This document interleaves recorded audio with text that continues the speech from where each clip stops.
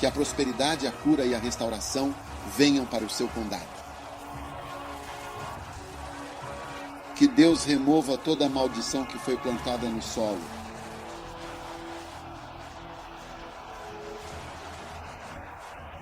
Que o sangue de Jesus apague nossos pecados. Que o poder do sangue de Jesus apague as memórias dos ossos e do sangue e o mal que foi feito aqui.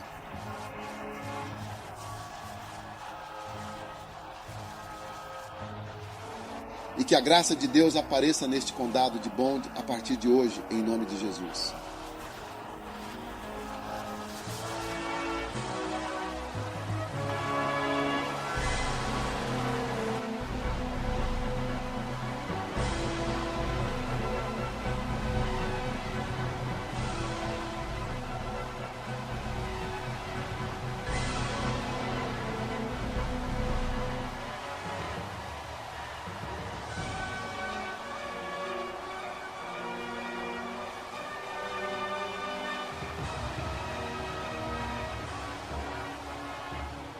Barnga é uma das cidades que a equipe da campanha Jesus Curador escolheu para realizar suas campanhas na Libéria. Uma das principais coisas pelas quais é conhecida é que foi a sede da NPFL de Charles Taylor durante a Guerra Civil Liberiana.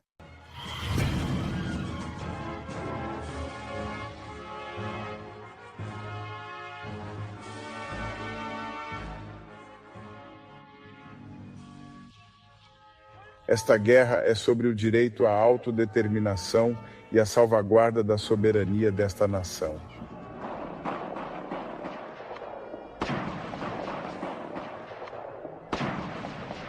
Este é o tipo de terror que os liberianos enfrentam todos os dias. O pesadelo com o qual eles têm tido que conviver desde que a Guerra Civil Liberiana eclodiu há 6 meses. E ainda, ao ouvir alguns descreverem isso, pode-se ter a impressão de que tal comportamento é justificado. Isso é apenas uma revolta civil comum. Não é um golpe militar. Não é uma situação militar. Pessoas comuns se revoltando, tentando trazer justiça e fair play. Charles Taylor é o líder dos rebeldes. O que ele realmente quer é ser o líder da Libéria. Seus seguidores adoradores, na verdade, já o chamam de presidente. Como ex-conselheiro do presidente real, Charles Taylor fugiu para os Estados Unidos em 1983, após ser acusado de desfalque. Hoje, com a economia da Libéria em ruínas, com seu governo repleto de corrupção e seu exército assolado por deserções, Charles Taylor está de volta, exigindo que seu antigo chefe renuncie. E se ele não o fizer? Vamos matá-lo. Se ele não se entregar, o que significa que ele quer lutar, nós o mataremos.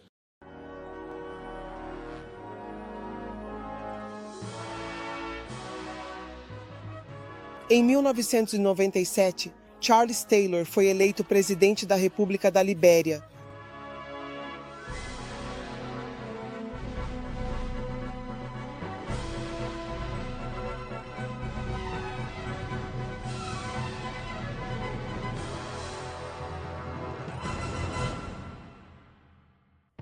Durante as campanhas Jesus que Cura, encontramos muitas pessoas que estão dispostas e prontas para nos ajudar de várias maneiras. Somos verdadeiramente gratos a elas. Na Libéria, uma pessoa que não só abriu sua casa para nós, mas também forneceu acomodação gratuita para muitos membros de nossa equipe, foi ninguém menos que a ex-primeira-dama, Sra. Jewel Taylor, esposa do presidente Charles Taylor.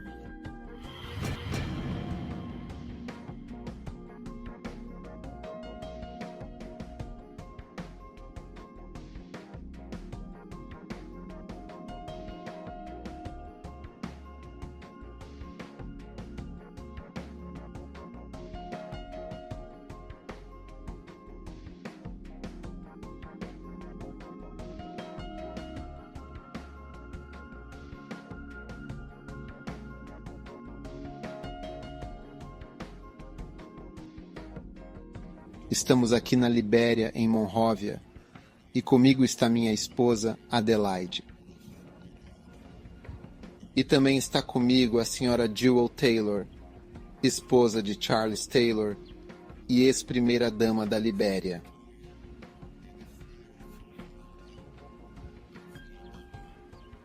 Então, somos abençoados por ter alguns minutos com ela para compartilhar informações, um pouco de convivência e apenas falar sobre o que significa ser a Sra. Taylor e o que realmente significa ser a ex-primeira-dama da Libéria. Ela também é senadora do Condado de Bon e é uma das líderes femininas mais influentes na Libéria hoje. Então, seja bem-vinda. Obrigado, Senhor. É uma honra ter alguns minutos do seu tempo. Eu sei o quão ocupado o Senhor está. Como era ser a esposa de Charles Taylor? Ele era um homem agradável? Isso é um termo relativo, bispo, mas acho que as circunstâncias às vezes determinam como as pessoas se comportam de fato.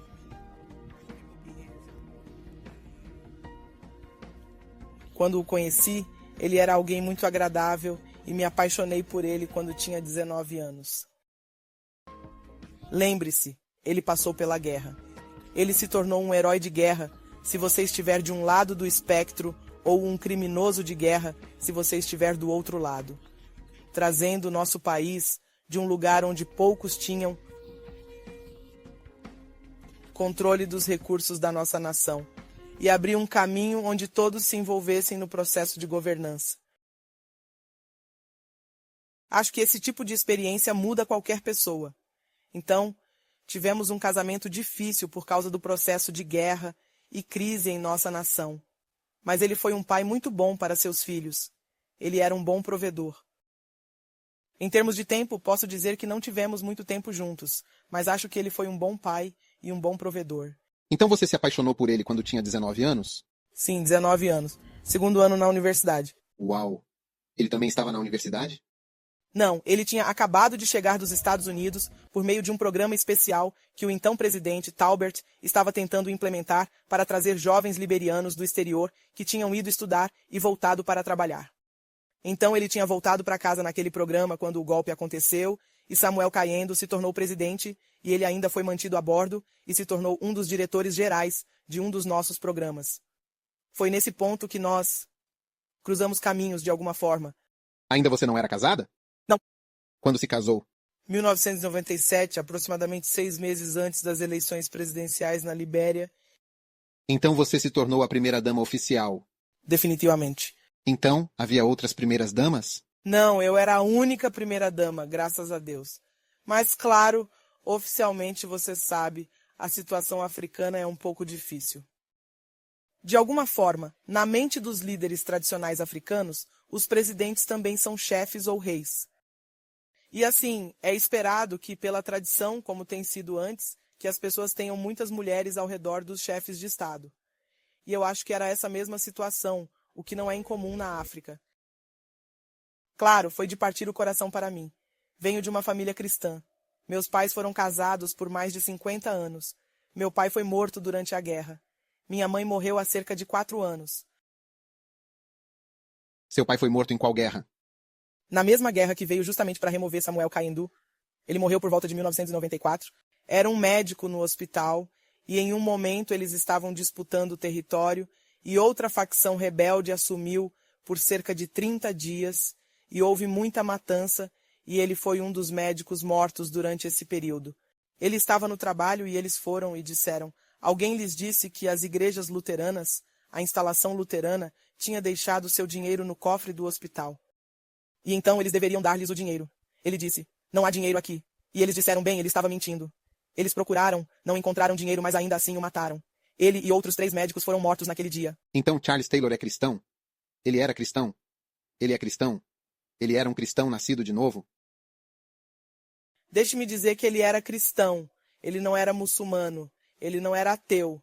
Eu acho que ele era cristão, lutando com as questões de fazer as coisas que a Bíblia nos diz para fazer. Como é exatamente ser a primeira-dama de um presidente?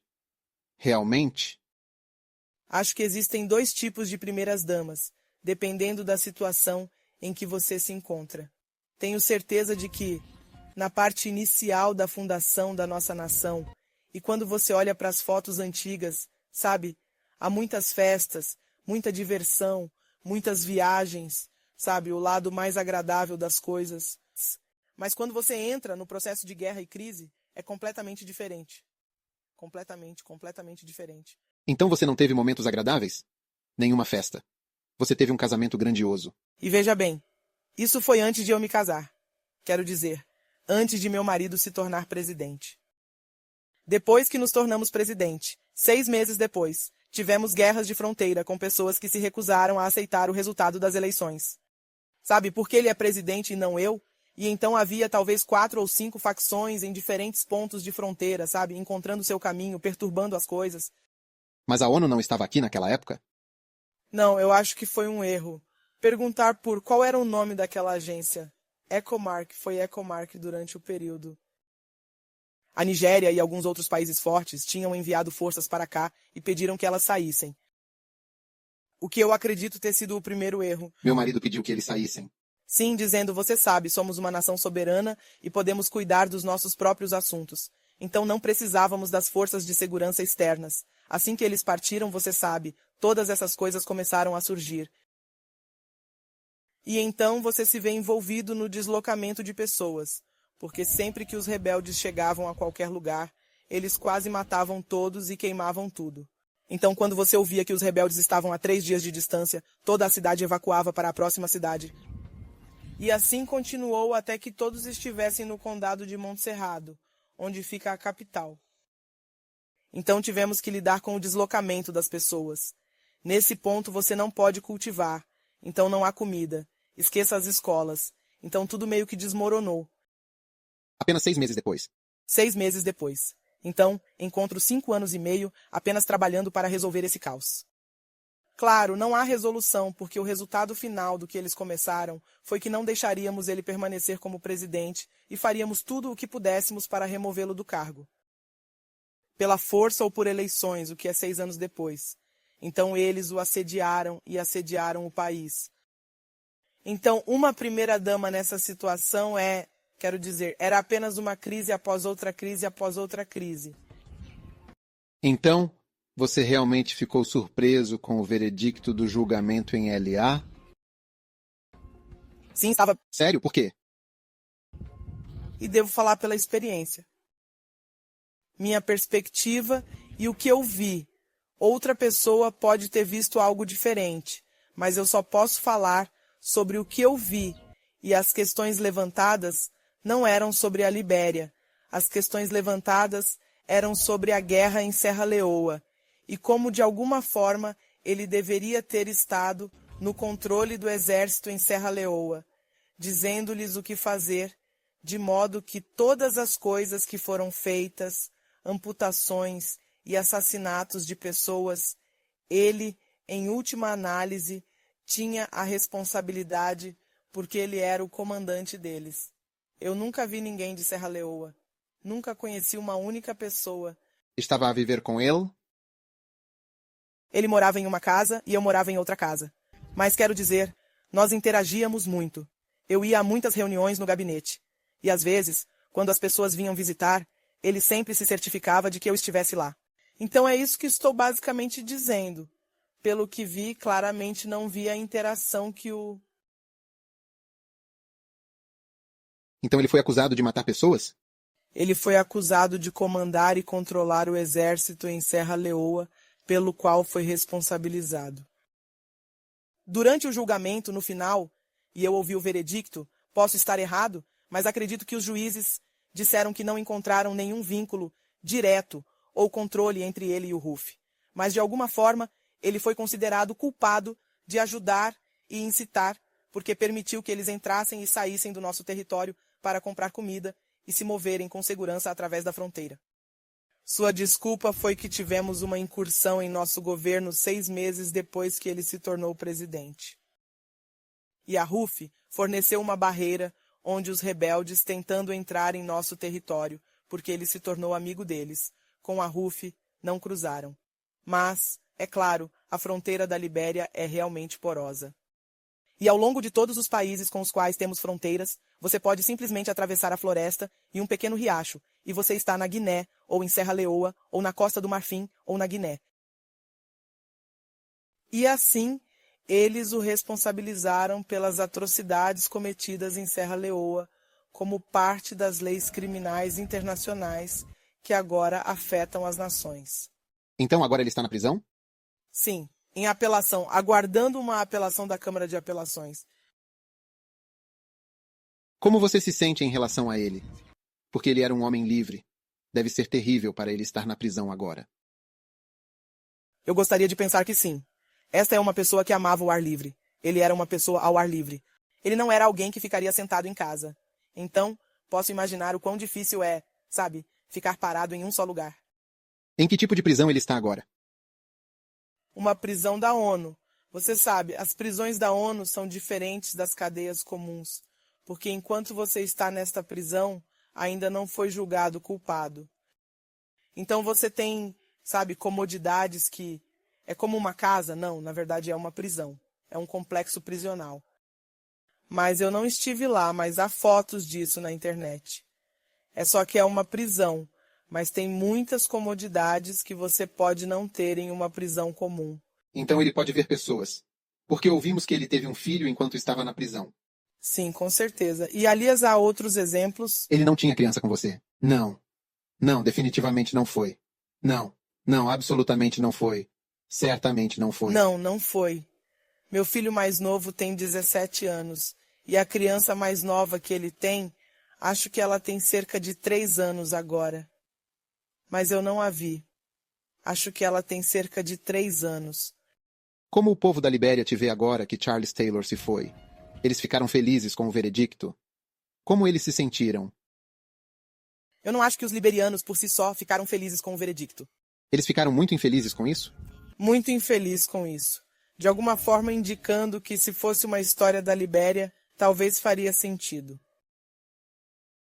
Mas não se tratava da Libéria de muitas maneiras, era uma história de Serra Leoa. O governo apoia o fato de ele estar preso?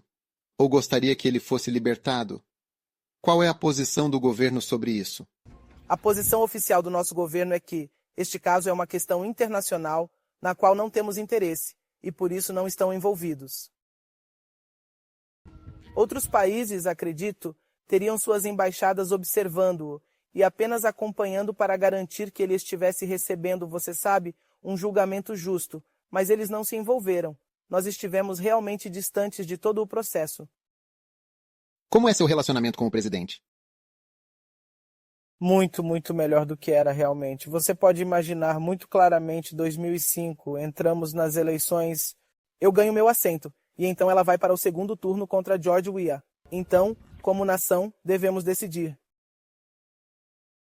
E eu ainda acho isso loucura, mas os liberianos inventam essa coisa e dizem, bem, devemos escolher entre 2 males. Como você pode escolher entre 2 males?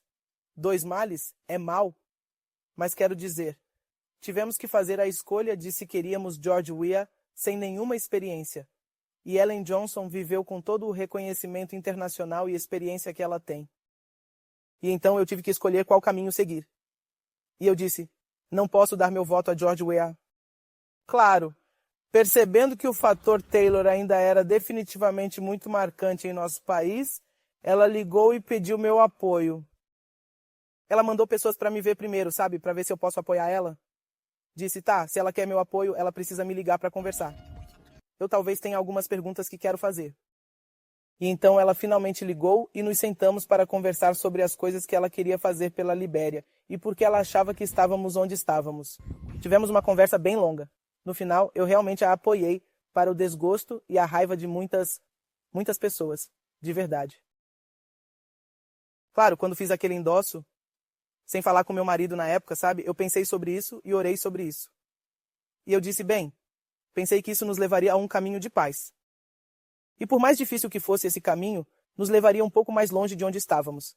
E então, quando orei sobre isso, disse que esta era a decisão certa. Eu sabia que, se eu tivesse discutido com ele, ele teria dito para não fazer. Então, eu simplesmente fui em frente e fiz meu endosso publicamente sem ligar. Então, ele recebe a notícia e fica realmente furioso. E ele está com raiva e continua reclamando. E então ele me diz, você tomou uma decisão muito importante e crítica, da qual um dia no futuro, você realmente vai se arrepender. Eu disse, por que você está dizendo isso? E ele diz, bem, posso te dizer que a partir da data da posse, ela realmente foi empossada, porque uma vez que você... e eu saí e disse, Charles Taylor disse que deveríamos apoiá-la. Então, mesmo que ele não me tenha dito, eu disse, bem, o presidente disse que isso é melhor para a Libéria. Então ele ficou bravo com isso. Ele diz, mas 3 meses após a posse, se eu não for preso, então realmente terei que agradecer a Deus. Ah, é? Sim. E então eu disse, mas isso é sobre a Libéria. Tem que ir além de mim e de você. Claro, pensando que isso nunca aconteceria. Porque quando falamos sobre isso, perguntei a ela, qual é a sua opinião sobre a questão do ex-presidente Taylor no exílio? E o acordo com a comunidade africana era que ele iria para o exílio e permaneceria lá de forma permanente, sem ter sido trazido de volta aqui, e todas as coisas que pensávamos que definitivamente aconteceriam. E ela disse, bem, não estou interessada nisso. E todos os líderes africanos disseram que este é um caso encerrado. Este foi um acordo com todos os principais líderes da África para que ele fosse para o exílio. E porque ele aceitou, o acordo é deixá-lo onde está. E eu não vou me envolver nisso. E então eu disse a ela, bem, conhecendo a comunidade internacional, se eles te obrigarem a fazer algo, faça-me um favor.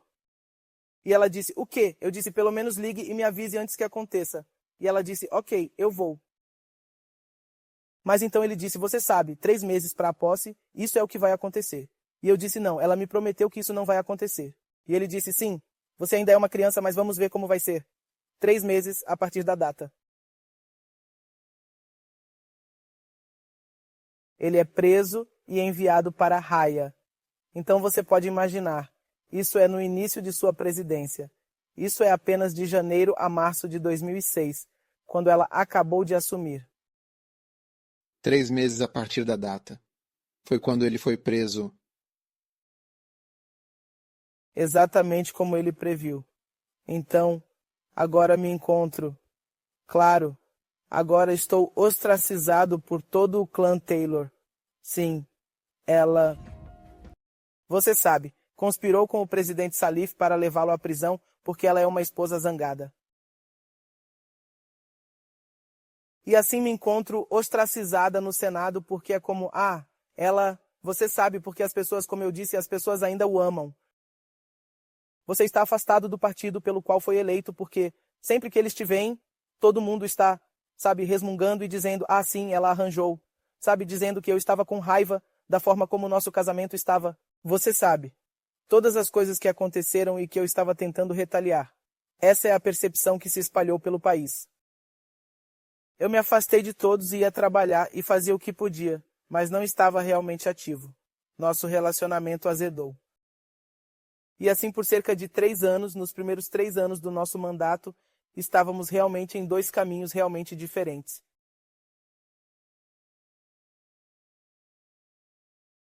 Quando você perceber, faz parte de governo, se algo acontecer, eu também serei responsabilizado. Então, depois de uma longa luta com todos os demônios internos e tentando, como você realmente explica que eu não estava envolvido? Não importava. As pessoas têm essa percepção, e foi isso que elas carregaram. Então foi um processo bastante difícil para mim. Mas depois de um tempo, você tem que ir a reuniões, e às vezes a legislatura é convocada pelo presidente. Você deve interagir com respeito, como deve ser. Então, depois de um tempo, nos tornamos um pouco mais próximos ao ponto de concordarmos em trabalhar pelo interesse do nosso país. E eu acho que é onde estou agora. Qual é a diferença entre o trabalho como primeira-dama e o trabalho como senador? Tradicionalmente, porque as primeiras-damas são esposas de presidentes e chefes de Estado, acho que seu trabalho envolve o executivo. Você sabe, organizando almoços e, você sabe, em uma situação normal, você sabe, fazendo com que o presidente e seus convidados e as reuniões corram bem. Acho que é isso que uma primeira-dama normal faz. Mas fui forçada a sair disso porque não tínhamos aquelas situações normais para realmente sair por aí. E eu formei esta força-tarefa para fornecer alimentos e suprimentos de emergência essenciais aos campos de deslocados. Então, eu ia a diferentes lugares todo mês para garantir que o que estávamos enviando, você sabe, chegasse a algumas das áreas que precisávamos atender. Então, eu tive que me envolver em algo completamente diferente. O que é diferente agora é que, claro, temos paz, mas as lutas com A realidade do nível de pobreza é verdadeiramente de uma maneira impactante, simplesmente avassaladora. Então, o que você acha que exatamente contribuiu para a sua sobrevivência em todas essas coisas no vale e na montanha? Especificamente na montanha? Apenas a graça de Deus. Porque eu fui até a beira da loucura e por um pouquinho, só por um triz, alguém liga e diz, não faça isso. E você é puxado de volta. E então algo mais acontece, e isso te puxa mais uma vez para o lugar que tudo começou. Tem sido uma dança de vai e vem. O que você faz agora? Bem, sou senador do terceiro maior condado do meu país, representando o coração da minha querida e vibrante nação. Mas primeiramente, antes que nada, só para saber mesmo. Você está sozinha agora? Você vive sozinha? Seu marido está em... Mas então eu fiz isso por um tempo, eu acho. Fiz isso por um tempo.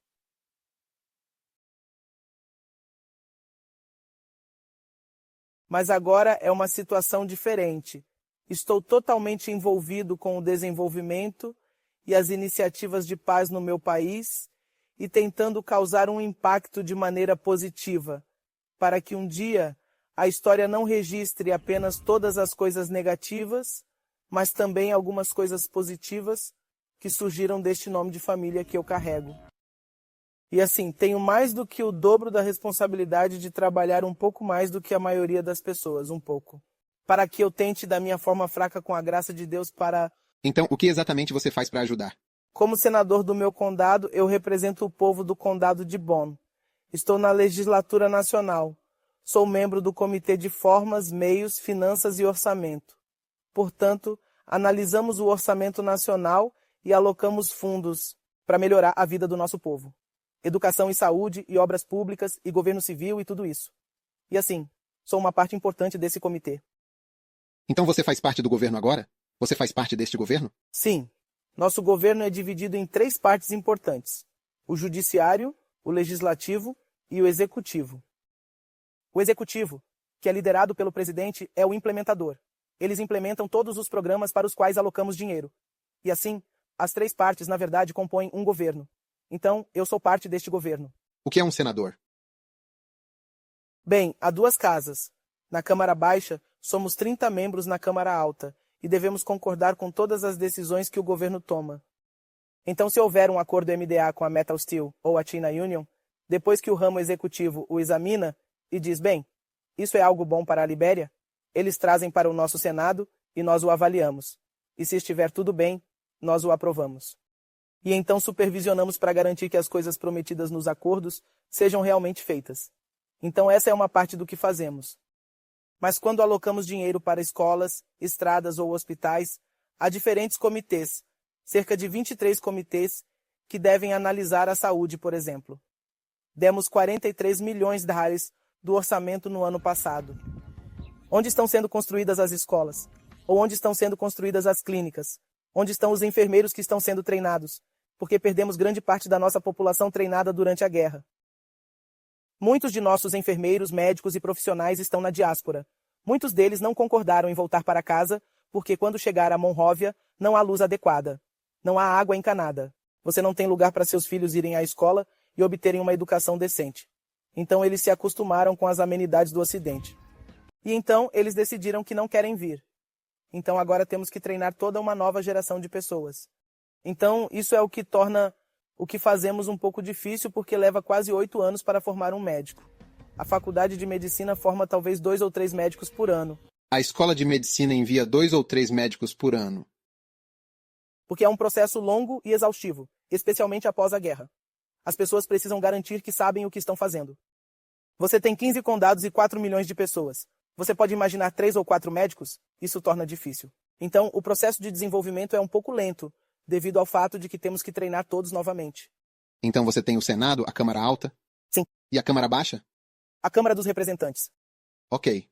E quem é o congressista? Sim. E há aproximadamente 79, eu acho. Ok, tá. E somos 32 senadores por condado e temos 15. Então podemos agora responsabilizá-lo como parte do governo? Claro. Fazer perguntas? Claro, porque eu faço parte do governo. Não há como me desvincular dele. É claro. Pode haver coisas acontecendo sobre as quais eu não tenho controle absoluto. mas fazemos parte disso. O que acha trará prosperidade para a Libéria? O que acha a Libéria precisa? Quero saber o que pensa. Eu acho que precisamos de Deus. Precisamos de uma revolução completa do espírito e da mente. E eu não ficaria aqui pensando em outra coisa porque não é... Eu acredito que não está em nosso poder como meros humanos para fazer o tipo de trabalho necessário para transformar nossa nação. Vai ser necessário a graça de Deus, mas também devemos nos mover nessa direção e fazer as coisas que precisamos, porque a graça de Deus não vai vir no vácuo. Isso vai acontecer em um lugar onde as pessoas estão alinhadas com seus propósitos e sua vontade, e estamos preparados para fazer os sacrifícios que Ele quer que façamos. E se não chegarmos a esse ponto, estaremos girando a roda sem ter nenhum impacto e estaremos gastando dinheiro. Nosso orçamento foi de 50 milhões de dólares em 2003 para quase 600 milhões de dólares hoje, mas você ainda não consegue ver o impacto. E isso é apenas dinheiro no governo. Há muito mais que vem da comunidade internacional nos diferentes setores. Então eles poderiam dizer que deram à Libéria $1 bilhão por ano nos últimos 5 anos. Mas você ainda não vê isso. Então há algo errado. E eu acho que está ligado ao fato de que estamos longe do que Deus quer que façamos. E se não voltarmos a esse lugar, acho que ficaremos presos onde estamos por um tempo. Então, o que você acha? O que eu acho? Concordo com o que você disse. Essa é a primeira parte. A segunda parte é que todo país que é pobre faz a mesma coisa que todos os outros países pobres fazem. E todos os países ricos fazem as mesmas coisas que outros países ricos fazem. O que os países pobres fazem? Os países pobres se especializam na agricultura e em atividades que chamamos de atividades de retornos decrescentes, como mineração, agricultura, pesca, coisas que são governadas pelas leis férreas dos retornos decrescentes. Nunca será capaz de expandir e não cria empregos de forma alguma. Não cria sinergias e de maneira alguma. Isso não permite que outros tipos de empregos sejam criados, você sabe, fora do quadro do tipo de atividade que eles estão fazendo.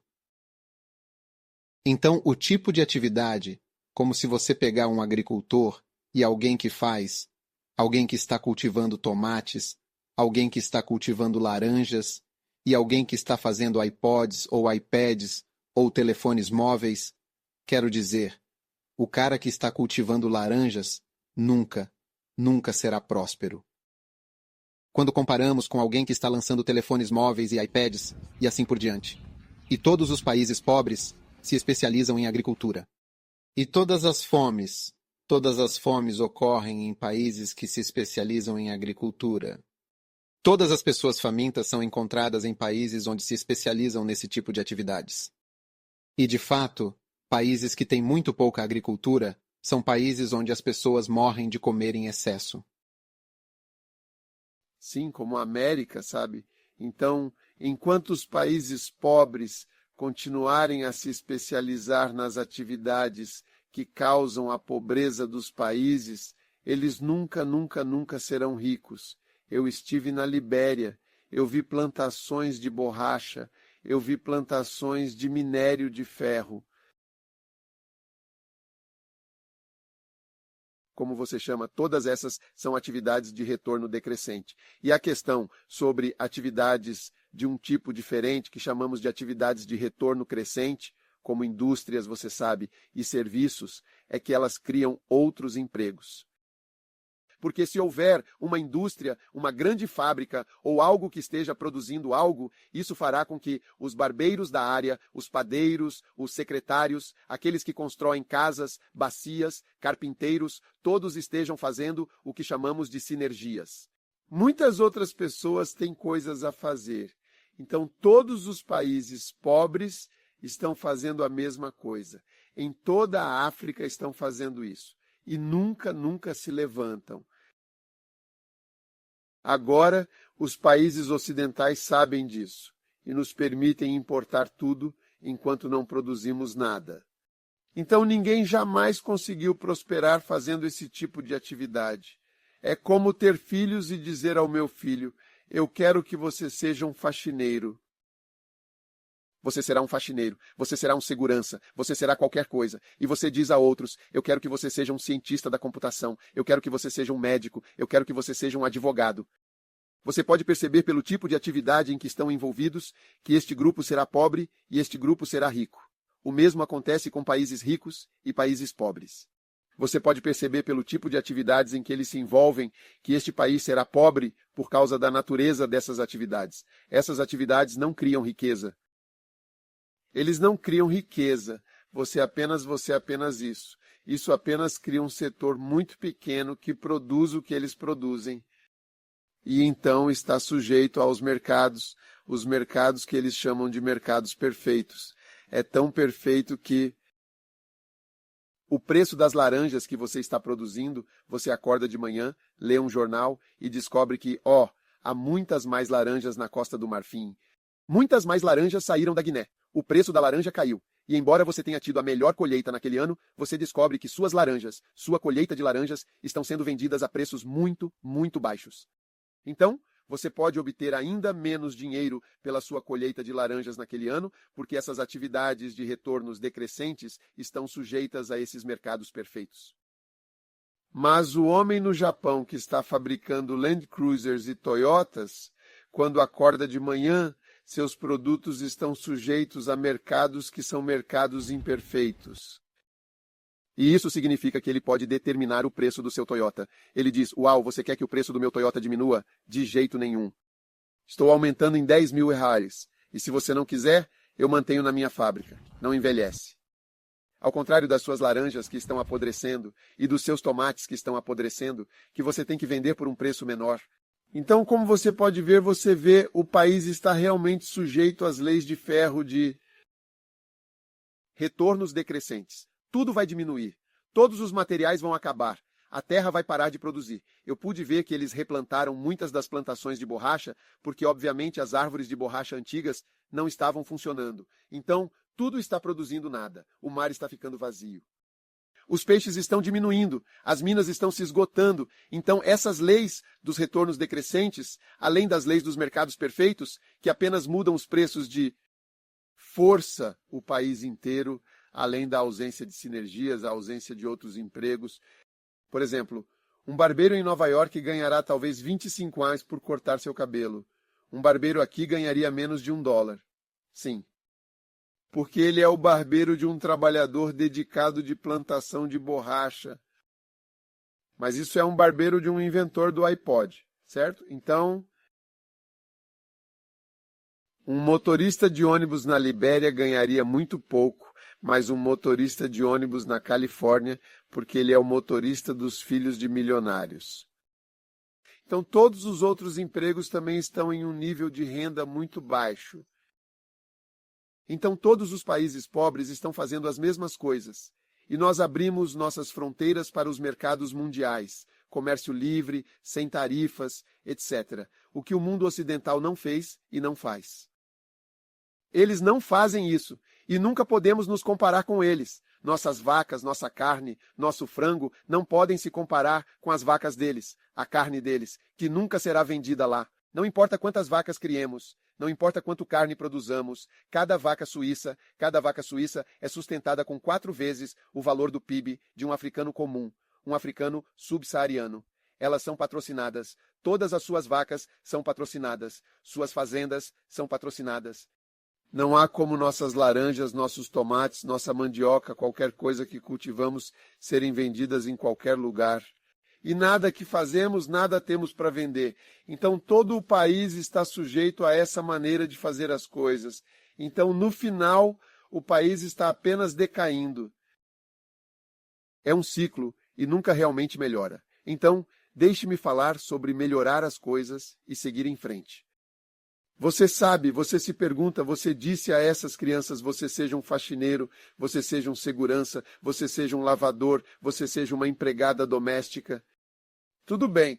E você acha que eles algum dia vão se levantar e se sair bem? Eles não vão. Então, mais uma vez você vê o ferro saindo do país, mas não estamos produzindo aço. E os presidentes e essas pessoas, eles são economistas. Eles sabem dessas coisas. Eles trabalharam nos bancos mundiais. Eles sabem o que está acontecendo. E eles sabem que, quando um país tem até mesmo indústrias fracas, indústrias que nem são tão fortes, é melhor do que não ter indústrias. E assim você tinha países como o Peru, que antes do FMI e outros entrarem lá, tinham indústrias fracas e os salários estavam subindo nesses países. Até que o FMI entrou, eles introduziram a ausência de tarifas, seja o que for. Todas as indústrias morreram porque você não pode vender seus fósforos. Você não pode competir com pessoas que fabricam fósforos. Eles aperfeiçoaram suas indústrias. Os preços são tão baixos. Então todas as suas fábricas são forçadas a fechar. Suas fábricas de vestuário, suas fábricas de pijamas, suas fábricas de camisas, todas as fábricas são forçadas a fechar. E assim todas as sinergias e os empregos que estão ao redor dessas fábricas, os barbeiros, os padeiros, os vendedores de arroz, os vendedores de arroz seco, tudo, os cabeleireiros, todos são forçados a fechar, vender ou operar em um nível muito, muito baixo. Então, quando você vem para a África de norte a sul, é a mesma situação. E estamos apenas recebendo ajuda, pedindo dinheiro, recebendo dinheiro, e os líderes não parecem, não é que eles não saibam, eles sabem, eles têm esse conhecimento. O que estou dizendo é histórico, é a história da economia, a verdade de que nenhum país se tornou rico pela agricultura e que a América se recusou a ser uma nação de agricultores. Quando os ingleses se mudaram para lá, eles disseram, vocês têm as plantações, nós temos a indústria. Eles disseram, não. Eles realmente criaram um ditado e disseram, faça o que os britânicos fizeram, mas não faça o que eles dizem. Faça o que eles fizeram para se tornarem ricos. Não faça o que eles dizem. A mesma coisa na Austrália. Quando a Austrália foi fundada, queriam que eles apenas importassem coisas de lá. Eles disseram, não, queremos que nosso povo saiba como fazer essas coisas também. E assim eles se recusaram a obedecer a essas instruções e formaram suas próprias indústrias. Então todos os países ricos operam da mesma maneira e todos os países pobres operam da mesma maneira e têm o mesmo tipo de atividades econômicas, o tipo de atividade econômica que leva à pobreza. Eles estão sujeitos às leis de ferro dos retornos decrescentes, às leis de ferro da ausência de sinergias, às leis de ferro dos mercados perfeitos, que mudam os preços de suas laranjas, suas goiabas e suas mangas à vontade. Você simplesmente acorda de manhã e percebe que minha enorme colheita não vale nada esta manhã. Todos os meus trabalhadores estão aqui, milhares de trabalhadores. Minhas laranjas não têm valor. Tudo caiu porque todos tiveram uma boa colheita de laranja este ano. Então essas pessoas, todos esses são chefes de Estado. Eles foram para Harvard, eles trabalharam na América, eles trabalharam no Banco Mundial.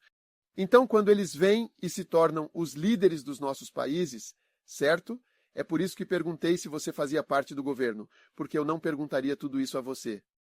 Mas se você faz parte do governo, então minha pergunta exatamente faz parte da legislatura, faz parte do governo. Minha pergunta é, quando vamos nos levantar e parar de apenas implorar aos presidentes e líderes que estão apenas esperando por esmolas, porque essas doações estão chegando, mas nunca criarão empregos de forma significativa e duradoura. As pessoas nunca terão realmente empregos. Sempre dependeremos das doações e dos presentes que vêm do mundo ocidental. Então, quando vamos? Levantar-se. Isso é o que eu acho que a Libéria precisa fazer. Acho que a Libéria precisa, caso contrário, não há esperança não só para a Libéria, mas para todos os países. Vamos começar a fazer as coisas como você disse. Eu sei. Você tem que olhar para os nossos sistemas escolares, que talvez a curto prazo é onde devemos focar em meio a tudo isso. Não sei se você teve tempo de visitar alguma de nossas escolas. Você ficaria horrorizado. Ah, sim. Quero dizer, mas isso está relacionado com a educação. É isso que estou dizendo. Com os professores. Quero dizer, porque você precisaria de pessoas para administrar as coisas. Mas estamos formando o nosso povo. Que trabalho eles vão fazer? Quando terminam escola, quando terminam a universidade, Príncipe Johnson me disse que 85% das pessoas na Libéria estão desempregadas. Então, o que eles vão fazer? É como se você se formasse na universidade. O que você faz? Eu não vejo nenhum trabalho. Quero dizer, negócios vendendo o quê? Claro que eles estão fazendo sociologia e todo tipo de coisas malucas. Eles não estão fazendo... Muito poucas crianças estão nos departamentos de engenharia. Há muito tempo não vejo nenhuma nova inovação em que crianças pequenas realmente se reúnam e criem algo. Todo esse espírito não é... Então por que não? Por que não? Por que não? Veja, eles nos fizeram os agricultores aqui. Então nós cultivamos a borracha. Sim, e então eles ganham dinheiro. Então eles fazem o dinheiro lá, certo? Nós extraímos o minério de ferro e eles fazem o aço. E trazem de volta. E eles trazem de volta e isso é vendido para nós. E isso foi o que aconteceu na Inglaterra sob o rei Henrique VII, certo? Ele disse que ninguém deveria exportar algodão. Porque sim, ninguém. E ele fez uma lei, ele disse, e até mesmo iam introduzir a pena de morte para a exportação de matéria-prima. E isso forçou os britânicos a fazerem as roupas, eles mesmos, certo? E isso criou riqueza. E a razão foi porque, quando ele era criança, ele foi enviado para a Europa. E lá ele descobriu que os padeiros eram mais ricos, os barbeiros eram mais ricos, as pessoas comuns pareciam ser mais prósperas, e eles estavam fazendo roupas. E eles estavam. Essa era a indústria que existia na época. Eles estavam fabricando roupas. Eles tinham indústria. Então, quando ele se tornou rei, ele disse, não, nós devemos fazer, porque os agricultores e as pessoas que vivem nas fazendas e ao redor delas são todos pobres, e todos eram pobres na Inglaterra. Então, quando ele introduziu essa lei, ele começou o que toda a Europa e a América fazem, que é não exportar matérias-primas e não ser tão tolo a ponto de exportar, não apenas agregando valor, mas não há nada como exportar qualquer coisa. Vamos criar uma grande quantidade de trabalho aqui mesmo para o nosso povo. É isso que vamos fazer. E ele começou isso. Então, na economia, todos sabem que exportar matérias-primas é quase sem sentido. Mas é isso que fazemos. Gana, em todo lugar, cultivamos coisas, exportamos produtos diversos. O que exportamos? Até mesmo óleo. Petróleo, nós o extraímos, nós o importamos. E então, como você estava dizendo, geração instantânea. Gratificação instantânea. Ninguém quer esperar 6 meses. Todo mundo quer saber. O que eu posso conseguir agora? Você acha que todo mundo sabe o que estou dizendo? Você não acha? Eu pensei que a agricultura faria as pessoas ricas. Não. É um tipo de atividade. É como se você tivesse 2 grupos de crianças, faxineiros, seguranças, empregadas e o quê? Lavadores, por exemplo. E trabalhadores em um canteiro de obras. E deste lado, temos cientistas da computação, advogados, médicos, farmacêuticos. Claro, este grupo vai ser um grupo pobre. Por quê? Por causa do tipo de atividade em que estão envolvidos. E é isso. O tipo de atividade em que estamos envolvidos como países africanos é o tipo de atividade que é regida por leis de ferro. As leis dos rendimentos decrescentes, mercados perfeitos e nenhuma sinergia. Não cria, não desencadeia uma espiral de outros tipos de trabalho. Sabe? Porque esta plantação de borracha não cria nenhum emprego para ninguém. Porque quando a borracha está em seu estado bruto, não é isso que usamos. E em vez de levarmos para o próximo nível, exportamos como está. E eles adicionam valor a isso. E eles trazem de volta para nós. Grandes trabalhos. Todo o nosso dinheiro vai para o Ocidente. Compramos biscoitos, compramos leite, compramos coisas que poderíamos ter feito através de nossas fábricas. Mas eu acho que em algum lugar como Gana todos sabem disso, pelo menos os professores e os palestrantes. Então eu acho que é mais uma questão de tradução. Gana está tentando, viu? Realmente traduzindo a teoria em prática. Quero dizer, quando você vem daqui, vocês têm grandes indústrias, muito processamento local. Pelo menos algo está sendo feito. Há muito mais do que aqui. Quero dizer, eu posso ver isso, sabe? Gana está à frente em muitos aspectos. Você quer trocar de lugar? Trocar de lugar? Não. Viver ou o quê? Tudo o que está em Gana virá para cá e então iremos para lá. Não. Não, eles estão tentando. Gana também não teve nenhuma guerra pela graça de Deus. Eles tiveram golpes. Então a guerra também te atrasa. Você não diria isso? Sim. Foi um tempo terrível, o tempo de guerra? Porque todo mundo foi deslocado, o país inteiro. Então quando você leva 30 anos apenas para descobrir, sabe de onde eu sou? Você sabe onde estavam os tiros por toda parte. O país inteiro estava crivado de balas. Você veio em um bom momento. Muitos lugares foram reabilitados. Antes, há cerca de 2, talvez 3 anos, você dirigia por Monróvia e ainda via, sabe, buracos de foguetes nos prédios e outras coisas. Está melhorando. Mas como você disse, estamos um país mendigando, estamos saindo por aí mendigando, sabe? O que você pode me ajudar? O dinheiro entra e colocamos em coisas que não têm efeito cascata. Nós compramos carros e vamos de férias e compramos óleo combustível para os geradores. Você sabe, essas coisas que não têm retorno. Não há uma única indústria. E isso está nos bolsos de outras pessoas. Não há uma única indústria. Não há nenhuma das atividades de que eu estava falando deste lado. De jeito nenhum. Então, por causa disso, não haverá nada. Então vimos as ferrovias, vimos o minério de ferro saindo, e vemos isso. Sim, é isso. Sim, e é tudo investimento. Você pensa que há algum dinheiro para a nação, mas não há nada. Quando eu vi, meu coração ficou partido. Eu disse, não há nada para a Libéria. Não há nada. Você receberá alguns valores em pagamento, mas é um tipo de atividade que apenas cobre o país inteiro com pobreza. E os líderes dos nossos países sabem dessas coisas. Mas veja, sabedoria é a capacidade de aplicar o conhecimento. O conhecimento do que você aprendeu na escola, mas como aplicá-lo praticamente na Libéria após a guerra. Isso é sabedoria. Essa é a definição de sabedoria no dicionário. É a capacidade de aplicar o conhecimento que você adquiriu, a experiência, o conhecimento, o know-how. E é isso que acontece. Quando as pessoas chegam lá, você sabe, é como aplicar o que aprendi em Harvard.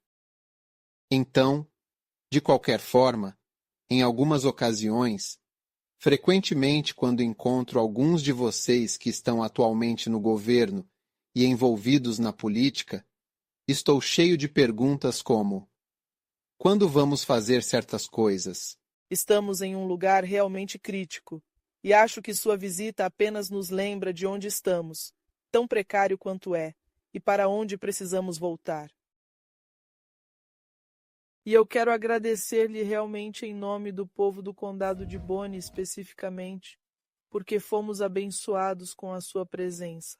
Mas é claro, em nome do povo da Libéria, aqueles que tiveram a chance de interagir nas cruzadas e os líderes cristãos que tiveram a oportunidade de sentar e ouvir seus ensinamentos, espero que isso os influencie para que possam continuar a fazer o que devem fazer na comunidade maior.